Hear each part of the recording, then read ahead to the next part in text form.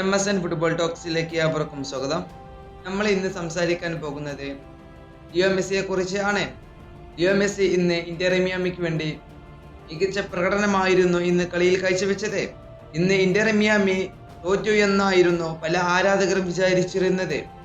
എന്നാൽ സെക്കൻഡ് ഹാഫിൽ മിയാമി മികച്ച പ്രകടനത്തോടു കൂടി സെക്കൻഡ് ഹാഫിൽ വീണ്ടും കളിയിലേക്ക് തിരിച്ചു വന്നു.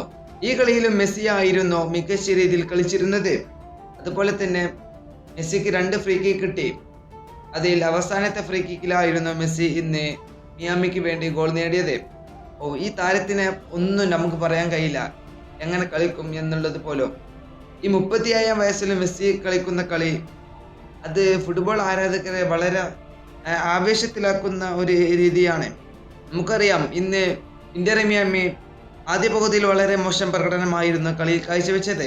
എന്നാൽ സെക്കൻഡ് ഹാഫിൽ ഒരു തിരിച്ചുവരവാണ് ഇന്ന് ഇന്റർ മിയാമി കളിയിൽ കാഴ്ചവെച്ചത്. ഇന്ന് ഇന്റർ മിയാമിക്ക് വേണ്ടി 47-ാം മിനിറ്റിലായിരുന്നു സഗാവിയോയുടെ സമനില ഗോൾ വരുന്നത്.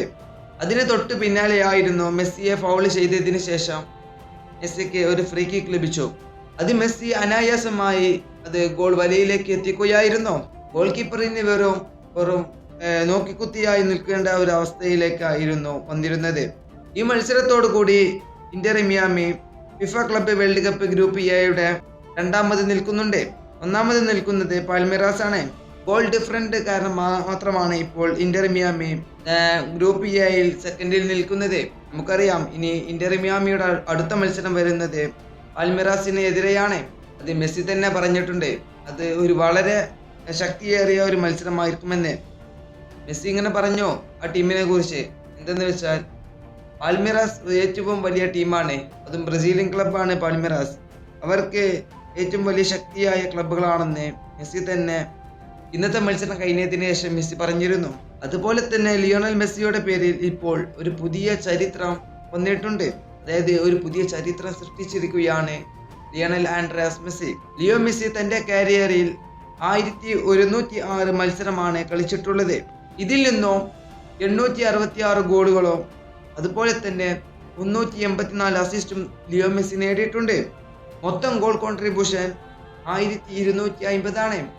ഇതുവരേക്കും ഈ റെക്കോർഡിലേക്ക് ക്രിസ്ത്യാനോയ്ക്ക് എത്താൻ കഴിഞ്ഞിട്ടില്ല, നെയ്മറിന് എത്താൻ കഴിഞ്ഞിട്ടില്ല, ഈ പ്രമുഖ താരങ്ങൾക്ക് വരേക്കും ഇവിടെ എത്താൻ കഴിഞ്ഞിട്ടില്ല. ഇതെല്ലാം സ്വന്തമാക്കിയത് അർജന്റീനിയൻ സൂപ്പർ താരമായിട്ടുള്ള ലിയണൽ മെസ്സി ആണ്.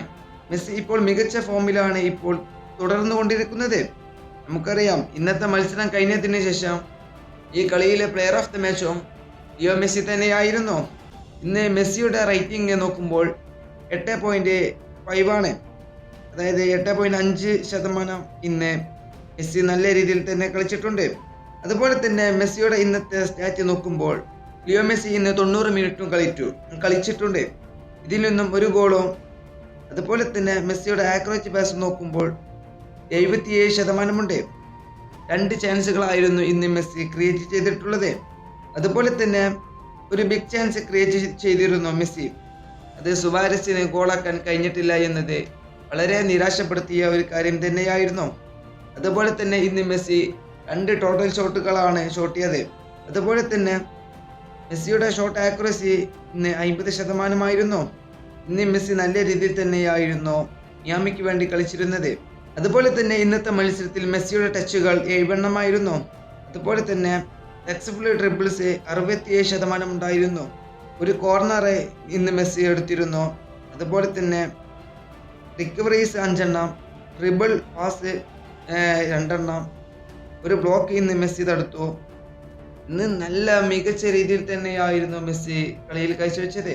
നമുക്കറിയാം, ഇനി അടുത്ത വർഷത്തെ ഫിഫ വേൾഡ് കപ്പ് നടക്കുന്നത് അമേരിക്ക, മെക്സിക്കോ, മൊറോക്കോ എന്നിവിടങ്ങളിൽ വെച്ചിട്ടാണ്. നമുക്കറിയാം, മെസ്സി മിയാമിലേക്ക് വന്നത് എന്തുകൊണ്ടാണെന്ന്. മെസ്സി ഇനി അടുത്ത വേൾഡ് കപ്പും ഉണ്ടാകും എന്ന് ഉറപ്പാണ്. അതിൻ്റെ ഒരു ഘട്ടമാണ് ഇപ്പോൾ മെസ്സി കാഴ്ചവെക്കുന്നത്. ഇപ്പോൾ തന്നെ മെസ്സി മികച്ച രീതിയിൽ തന്നെയാണ് നടക്കുന്നത്. അപ്പോൾ ഈ വീഡിയോ ഇവിടെ അവസാനിപ്പിക്കുന്നു. ഫുട്ബോൾ ലോകത്ത് കൂടുതൽ വിശേഷങ്ങളുമായി അടുത്ത വീഡിയോയിൽ വീണ്ടും കാണാം.